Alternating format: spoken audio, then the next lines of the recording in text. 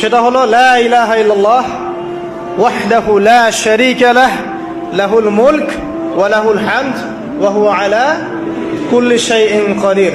এই দোয়াটা দিনে যে ব্যক্তি 100 বার পড়বে, ওই দিন আল্লাহর লিস্টে ওই ব্যক্তি ছাড়া বেশি আমলকারী কেউ হতে পারবে না। যত নবী ছিলেন পৃথিবীতে তারা সবাই যত দোয়া করেছেন তার মধ্যে একটা দোয়াকে শ্রেষ্ঠ বলা হয়। শিখিয়ে দেব কোনটা?